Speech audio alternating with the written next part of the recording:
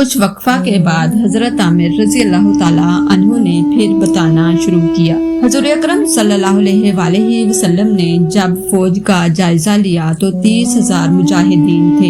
इनमें 10,000 सवार थे जिनके पास उम्दा नस्ल के घोड़े थे। तमाम मुजाहिदीन के पास अच्छे और नए जूते थे। इससे पहले किसी मुहिम के लिए इतनी भारी जमीयत मुसलमानों की जमा न हुई थी। हजूर अकरम सल्लल्लाहु अलैहि वसल्लम ने लश्कर को कूच का हुक्म दिया। लश्कर मदीना से निकलकर सनीतातुल विदा नामी पहाड़ी पर आकर खैमा जन हो गया। हजरत अब्दुल्ला बिन अबी जो मुनाफिकों का सरदार था अपने साथ मुनाफिकों का दस्ता लेकर आया और पहाड़ी के नशेबी दामन में खैमा जन हो गया। मुसलमानों को ख्याल आया कि शायद इस मर्तबा वो भी हमरा चलने पर आमादा है, लेकिन दरअसल वो और उसके हमराही अब भी मुसलमानों को बहला फुसला कर वापस मदीना में ले जाने के लिए आए थे।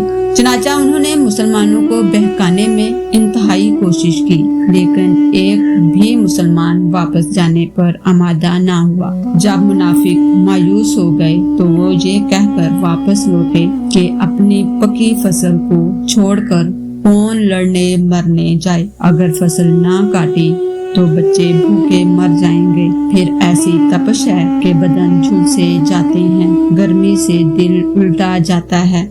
उनका ख्याल था कि मुसलमानों पर उनकी वापसी का असर पड़ेगा। वो सब ना सही तो थोड़े बहुत जरूर ही उनके साथ वापस लौट चलेंगे, लेकिन उनकी हैरत की कोई इंतहा ना रही जब एक मुसलमान भी वापस ना हुआ। पादरी, हकीकत ये है कि हजरत मोहम्मद सल्लल्लाहु अलैहि वसल्लम सच्चे नबी थे। उनके पैरोकार उनका साथ नहीं छोड़ सकते थे। अफसोस कि हजरत मसीह अलैहिस्सलाम ने एक मुद्दत तक तबलीग की, बड़े बड़े मोजज़े दिखाए, लेकिन 12 हवारी भी जब इम्तिहान का वक्त आया तो साथ छोड़ गए। हजरत आमिर रज़ी अल्लाह ताला अन्हु, लेकिन जो शख्स मुसलमान हुआ उसने हजारों मजालिम सहने पर भी इस्लाम ना छोड़ा। अगर मैं वो वाकयात बयान करूं, पादरी ने कते कलाम करते हुए कहा, उन वाकयात को रहने दें। आप जो वाकयात पादरी ने कते कलामी करते हुए कहा, उन वाकयात को रहने दें। आप जो हालात बयान कर रहे हैं वही मुकम्मल करें। हजरत आमिर रज़ी अल्लाह ताला अन्हु ने फिर बताना शुरू किया। रसूलुल्लाह सल्लल्लाहु अलैहि वसल्लम लश्करे इलाही को लेकर रवाना हुए। वो ठंडे वक्त में सफर करते, जब धूप तेज हो जाती तो क़याम करते। जब वो इलाका हुजर में पहुँचे तो रास्ते में वो बस्तियां आई जहां आद और समूद आबाद थे और जो अल्लाह ताला की नाफरमानी के सबब तबाहो बर्बाद हो गए थे। वहाँ हुजूर अकरम सल्लल्लाहु अलैहि वसल्लम ने इरशाद फरमाया, ये वो मकाम है जहाँ अज़ाबे इलाही नाजिल हो चुका है। कोई शख्स ना यहाँ का पानी पिए और ना किसी इस्तेमाल में लाए, बल्कि तेजी से इस मकाम को तय करे और इस्तग़फ़ार पढ़ता रहे। चनाचा मुसलमानों ने इस इलाका को बहुत जल्द तय कर लिया। अब रसूलुल्लाह सल्लल्लाहु अलैहि वसल्लम ने लश्कर को तरतीब दिया। हजरत खालिद रज़ी अल्लाह ताला अन्हो को 2000 सवार देकर हरावल दस्ते के तौर पर आगे रवाना किया। 3 और सरदारों को 2-2 सवार के साथ उनके पीछे भेजा। उनके बाद वो तमाम लश्कर लेकर रवाना हुए। ईसाई जासूसों ने सबसे पहले शर्जील को ये इतला दी कि मुसलमानों का अजीमुल शान लश्कर बढ़ा चला आ रहा है और हरावल में वही सरदार है जिसने मौता के मकाम पर ईसाइयों को शिकस्त दी थी। उस वक़्त तक हरकले आजम शर्जील के पास नहीं पहुंचा था। शर्जील ने उसे कासद को भेजकर कहलाया, मुसलमानों का लश्कर करीब आ गया है। इस लश्कर के साथ वो नबी सल्लल्लाहु अलैहि वसल्लम हैं जिन्होंने अरब में नबूवत का दावा किया है। आप जल्द लश्कर लेकर आ जाएं ताकि मुसलमानों का और उनके नबी सल्लल्लाहु अलैहि वसल्लम का खात्मा कर दिया जाए। हरकले आजम को ये ख्याल था कि हजरत मोहम्मद सल्लल्लाहु अलैहि वसल्लम नबी बरहक हैं। वो मुसलमानों से तो लड़ने को तैयार था, लेकिन अल्लाह ताला के रसूल सल्लल्लाहु अलैहि वसल्लम से जंग करने को तैयार ना था। चनाचा उसने कहा, शाने नबूवत खुद लश्कर लेकर आए हैं, उनसे लड़ना अपनी तबाही को दावत देना है। चनाचा वो अपना लश्कर लेकर अंताकिया वापस लौट गया। जब शर्जील ने हरकले आजम के वापस जाने की खबर सुनी तो वो घबरा गया। वो भी अपनी फौज लेकर टल गया। हजूर अकरम सल्लल्लाहु अलैहि वसल्लम मुल्के शाम की सरहद पर पहुंचकर चश्माए तबूक पर खैमा जन हुए। तबूक सरहद शाम पर एक मशहूर मकाम है जो मदीना और दमिश्क के वस्त में मदीना से 14 मंजिल के फासले पर वाक़ है। हजूर अकरम सल्लल्लाहु अलैहि वसल्लम इस चश्मा पर 20 रोज तक मुकीम रहे। हजूर अकरम सल्लल्लाहु अलैहि वसल्लम को मालूम हुआ कि हरकले आजम तो वापस चला गया है और शर्जील कतरा गया है। आप सल्लल्लाहु अलैहि वसल्लम ने सरहदी फरमारवा को मुतियो फरमाबरदार बनाने के लिए चंद फौजी दस्ते उनकी तरफ रवाना किए। इन रईसों और फरमानवाओं ने अतात करनी शुरू कर दी। सबसे पहले अर्ज़े एला का हुक्मरान जोहन्ना हाजिर खिदमत हुआ और उसने जजिया की अदायगी पर सुलह कर ली। उसके बाद जरिया और अज़ा के फरमानवाओं ने भी हाजिर होकर अदाए जजिया पर मुसालहत कर ली। लेकिन तबूक के करीब एक मकाम दोमतातुल जंदल था, जहाँ का हाकिम रकीदर बिन अब्दुल मुलक बनु कुंदा के कबीला से था और ईसाई हो गया था। उसने अतात इख्तियार ना की। हजूर अकरम सल्लल्लाहु अलैहि वसल्लम ने इसकी गोशमाली के लिए हजरत खालिद रज़ियल्लाहु ताला अन्हु को 400 सवारों के हमराह रवाना किया और चलते वक्त फरमाया, रकीदर तुम्हें नील गाय का शिकार करता हुआ मिलेगा, इसे गिरफ्तार कर लेना, इसे गिरफ्तार कर लाना। हजरत खालिद रज़ियल्लाहु ताला अन्हु इशा की नमाज पढ़कर रवाना हुए और रात भर सफर करके सुबह होने से पहले किला दोमतातुल जंदल के करीब पहुँचे। रकीदर को उसी वक्त एक अजीब वाकया पेश आया। रकीदर का महल फाटक के करीब था और उस वक्त वो उसकी बीवी दोनों फसील के ऊपर फाटक के बिल्कुल नजदीक सो रहे थे। चांदनी रात थी, दूधिया चांदनी चिटकी हुई थी। इत्तेफाक से एक नील गाय ने आकर फाटक को अपने सींगों से खुरचना शुरू किया। रकीदर और उसकी बीवी दोनों की आंख खुल गई। चूँकि मुसलमानों के हमला आवर होने का अंदेशा था, इसलिए रकीदर ने उठकर झरोके से झांका और समझा था कि मुसलमान आ गए। मगर जब नील गाय को देखा तो बड़ा खुश हुआ। उसने हथियार लगाए, घोड़ा तलब किया और अपने भाई हसन को बुलाया। उसे साथ लेकर चंद सवारों की मय्यत में नील गाय के शिकार के लिए फाटक खोलकर किला से बाहर निकला। इन लोगों को देखते ही नील गाय जंगल की तरफ भागी। ये लोग उसके ताकुब में दौड़े। नील गाय आगे थी और ये सब उसके पीछे। वो चक्कर काटती और दौड़ती हुई इस तरफ जा निकली जिस तरफ से हजरत खालिद रज़ियल्लाहु ताला अन्हु अपनी सिपाह लिए आ रहे थे। गाय तो जल्दी से छपकी देकर जंगल में जा घुसी और रकीदर माँ अपने भाई और हमराहियों के हजरत खालिद रज़ियल्लाहु ताला अन्हु के सामने आ गया। उस वक्त सुबह सादिक हो चुकी थी।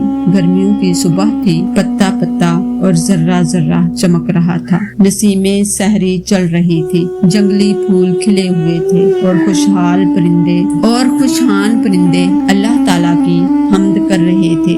नहायत कैफियत आवर समा हो रहा था। रकीदर मुसलमानों की सूरतें देखते ही थर्रा उठा। हजरत खालिद रज़ियल्लाहु ताला अन्हु ने भी सवारों को साथ लेकर इसे और इसके भाई हसन और उसके साथियों को घेर लिया। हसन ने ये हमाकत की कि मुसलमानों की कसरत देखते हुए भी तलवार म्यान से खींच ली। रकीदर ने मना भी किया लेकिन वो ना माना और लड़ाई शुरू कर दी। रकीदर भी लड़ने लगा। हजरत खालिद रज़ियल्लाहु ताला अन्हु ने हर चंद उन्हें समझाया, लड़ाई से रोकना चाहा लेकिन वो बाज ना आए। मजबूर होकर हजरत खालिद रज़ियल्लाहु ताला अन्हु ने حملہ کا حکم دے دیا۔ مسلمانوں نے پرجوش حملے کر کے یک کے بعد دیگرے حسان اور اس کے ساتھیوں کو مار ڈالا، رقیدر کو گرفتار کر لیا اور واپس لوٹے۔ راستے ہی میں انہوں نے صبح کی نماز پڑھی۔ اگرچہ ساری رات مسلمان چلتے رہے تھے اور ان کی آنکھیں نیند سے بھری ہوئی تھی، مگر اس وقت بھی انہوں نے آرام نہیں کیا۔ عین ظہر کے وقت حضور صلی اللہ علیہ وآلہ وسلم کی خدمت میں حاضر ہوئے۔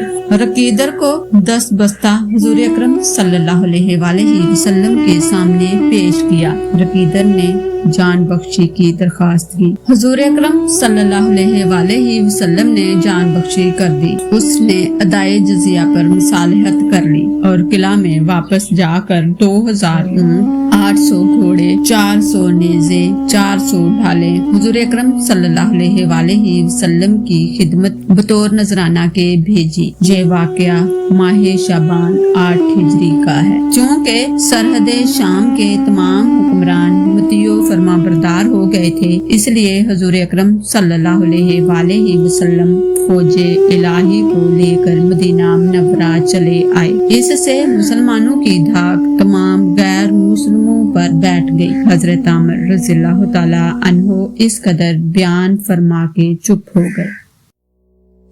چونکہ اب رات زیادہ ہو گئی تھی، اس لیے شمونہ اور راہبہ عورتیں اور لڑکیاں جمائیاں لینے لگی تھی۔ حضرت عامر رضی اللہ تعالی عنہ نے فرمایا، اب رات زیادہ ہو گئی ہے، میرے خیال میں آرام کرنا چاہیے۔ پادری، اگر تم تھک گئے ہو تو آرام کرو۔ حضرت عامر رضی اللہ تعالی عنہ، میں نہیں تھکا بلکہ عورتوں کے آرام کا خیال ہے۔ پادری، جن عورتوں کو نیند آ رہی ہے وہ جا سکتی ہیں۔ حضرت عامر رضی اللہ تعالی عنہ، شمونہ تم بھی سو جاؤ۔ شمونہ، میں سننا چاہتی ہوں۔ نہ شمونہ گئی اور نہ کوئی راہبہ گئی، سب بیٹھی رہی۔ پادری نے کہا، تم کچھ اور حالات بیان کرو۔ حضرت عامر رضی اللہ تعالی عنہ کو تعجب تھا کہ پادری کو ان حالات سے کیا دلچسپی ہے۔ انہوں نے چاہا بھی کہ دریافت کریں لیکن مناسب نہ لگا، چنانچہ انہوں نے بیان فرمانا شروع کیا۔ غزوہ تبوک کا یہ اثر ہوا کہ یہودیوں،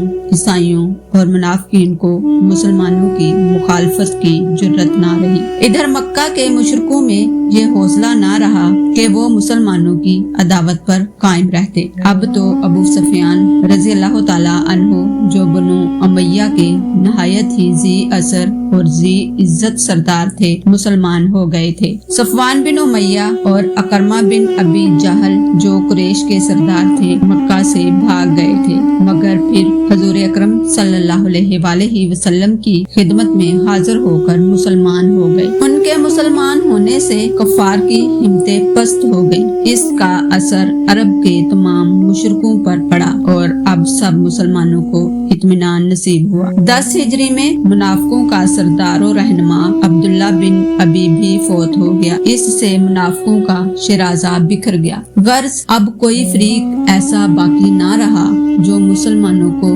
جنگ میں الجھاتا۔ مسلمان امن و اطمینان سے رہنے لگے۔ چنانچہ حضور اکرم صلی اللہ علیہ وآلہ وسلم نے تبلیغ اسلام کے لیے مبلغوں کو روانہ کیا۔ ادھر عرب کے قبائل خود بخود سنبھل گئے اور اطراف عرب سے کفار وفود در وفود مسلمان ہونے کے لیے آنے لگے۔ جب تک مسلمان جنگ و جدل میں مصروف رہے، اس وقت تک اسلام تیزی سے نہ پھیل سکا، لیکن اب جب کہ اطمینان نصیب ہوا تو اسلام بڑی تیزی سے پھیلنے لگا۔ قبائل کے قبائل حضور اکرم صلی اللہ علیہ وآلہ وسلم کی خدمت میں حاضر ہو کر خود بخود مسلمان ہونے لگے۔ چنانچہ اسلام کا اثر حجاز سے نکل کر ایک طرف یمن، بحرین، یمامہ، عمان اور دوسری طرف عراق و شام کی حدود تک پہنچ گیا۔ بعض قبائل کے وفود خود بخود ہی آ کر مسلمان ہونے لگے۔ بعض قبائل مبلغین کی تبلیغ سے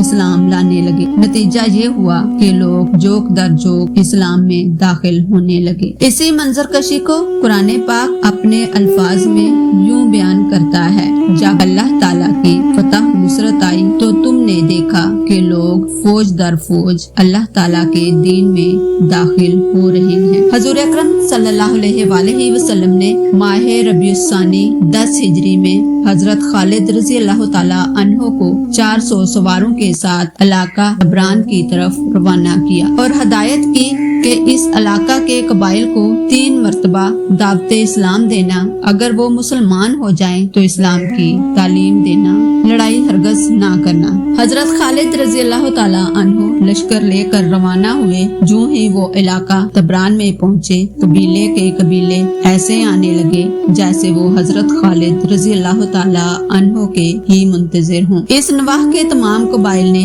اسلام قبول کر لیا۔ مسلمان ہونے والوں میں بنو حارث کا قبیلہ بھی تھا۔ حضرت خالد رضی اللہ تعالی عنہ نے انہیں اسلام کی تعلیم دے کر پختہ عقیدہ والے مسلمان بنا دیا۔ لوگوں کا خیال تھا کہ حضرت خالد رضی اللہ تعالی عنہ محض سپہ سالار ہیں، لیکن جب انہیں اسلام کی تعلیم دیتے دیکھا اور لوگوں نے جو مسائل پوچھے ان کے مناسب اور معقول جوابات دیے تو سب کو بڑی حیرت ہوئی اور یہ ماننا پڑا کہ وہ اچھے مبلغ اور زبردست عالم دین بھی ہیں۔ اس نواح کے لوگوں کو مسلمان کر کے حضرت خالد رضی اللہ تعالی عنہ واپس چلے آئے۔ ماہ ذی قعدہ 10 ہجری میں رسول اللہ صلی اللہ علیہ وآلہ وسلم نے حج کے لیے تیاری شروع کر دی۔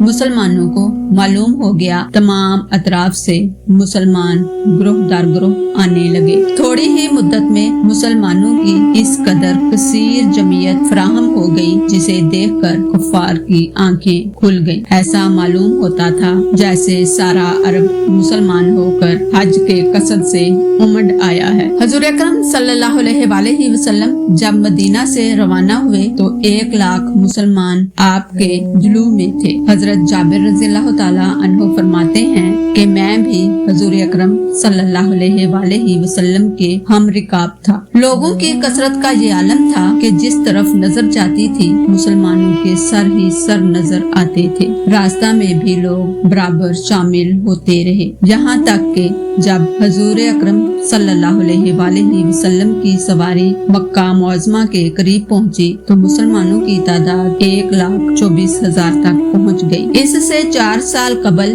یعنی 6 ہجری میں جب رسول اکرم صلی اللہ علیہ وآلہ وسلم حج کے لیے تشریف لے گئے تھے تو حضور اکرم صلی اللہ علیہ وآلہ وسلم کے ہمراہ صرف 1400 مسلمان تھے، اور 4 سال ہی کے بعد یہ نوبت آئی کہ مسلمانوں کی تعداد کم و بیش 1,24,000 تک پہنچ گئی۔ دراصل جب تک مسلمانوں کو مشرکوں، یہودیوں اور عیسائیوں نے لڑائیوں میں الجھائے رکھا، اس وقت تک اسلام کو خاطر خواہ ترقی ہوئی، نہ تبلیغ کا موقع ملا اور نہ زیادہ تعداد میں مسلمان ہوئے۔ لیکن جب لڑائیوں کا سلسلہ ختم ہو گیا اور مسلمانوں کو امن کا زمانہ ملا تو 4 سال میں لاکھوں آدمی مسلمان ہو گئے۔ اس تیزی سے اسلام پھیلا کہ دنیا کا کوئی مذہب بھی اس رات سے نہ پھیلا تھا۔ حقیقت یہ ہے کہ اسلام سچا دین ہونے کی وجہ سے بڑی سرعت سے پھیلا اور دنیا کے ہر گوشہ میں پہنچ گیا۔ جو لوگ کہتے ہیں کہ اسلام تلوار کے زور سے پھیلا،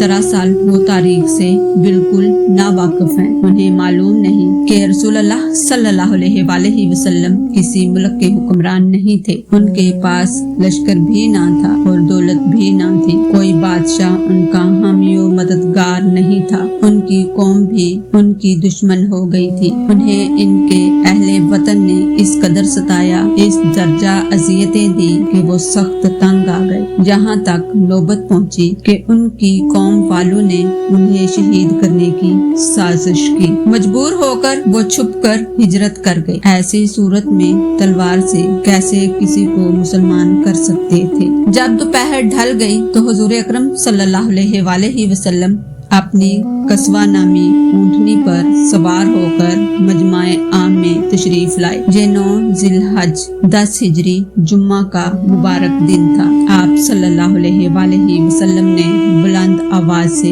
اپنے خطبہ حجۃ الوداع خطبۃ البالغہ میں یہ خطاب فرمایا: لوگوں قریب آ جاؤ تاکہ سب خطبہ سن سکو۔ لوگ حضور اکرم صلی اللہ علیہ وآلہ وسلم کے گرد آ کر جمع ہو گئے۔ حضور اکرم صلی اللہ सल्लल्लाहु अलैहि वसल्लम ने ऊंटनी पर बैठे ही बैठे खुतबा अरशाद फरमाया। ये खुतबा नहायत पुरजोर और फसीहो बलीग था। खुतबा के चंद निकात मुलाहिजा करें। आप सल्लल्लाहु अलैहि वसल्लम ने फरमाया, ऐ लोगो, खबरदार, तुम्हारा रब एक है और तुम एक बाप आदम अलैहिस्सलाम की औलाद हो।